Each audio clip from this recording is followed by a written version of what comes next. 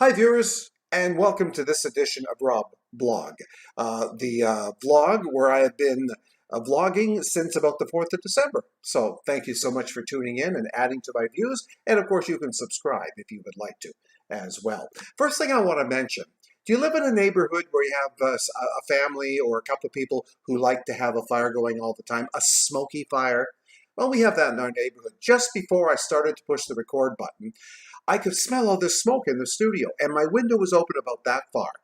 And we have a neighbor right across the way who has this fire going with lots of smoke.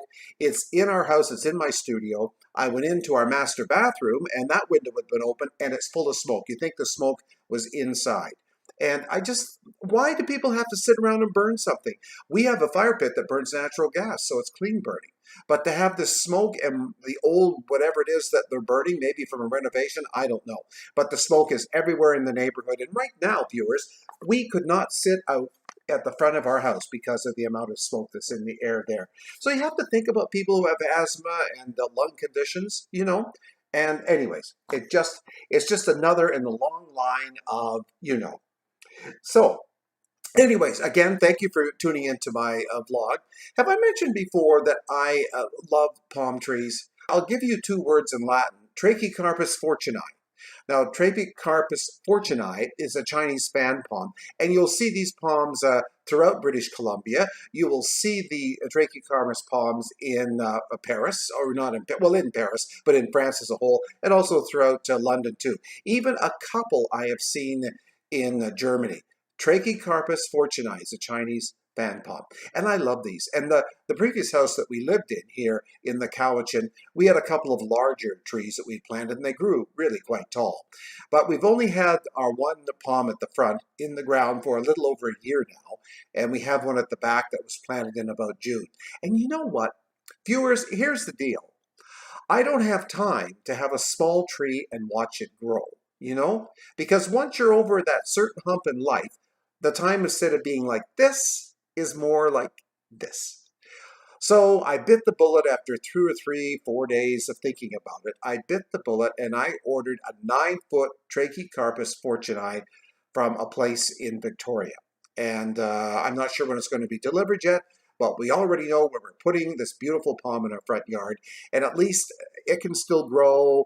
I can get taller, and there's another palm in the front of the house that can get a little bit taller too. But in the meantime, I'm going to be able to look at this wonderful 9-foot Trachycarpus fortunei, and they grow about 1.5 to 2 feet a year. So it's going to be, a good grower. Of course, it was a good deal. I've seen them very expensive palms here in the island, but this was a rather good deal, and I couldn't pass it up. And should I have spent the money, you're asking, viewers? You're asking, Rob, should you spend that money on a palm? Two words there, no, and yes, I did anyways. So there you go. I was looking at chateaus online this morning in the Dordogne.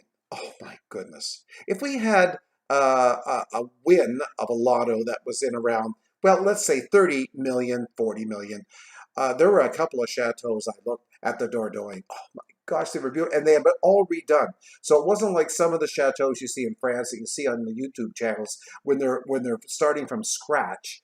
These were done in just beautiful inside. And another place was in Normandy.